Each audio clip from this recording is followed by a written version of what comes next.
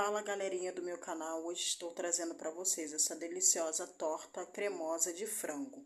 É muito gostoso e muito barato e econômico.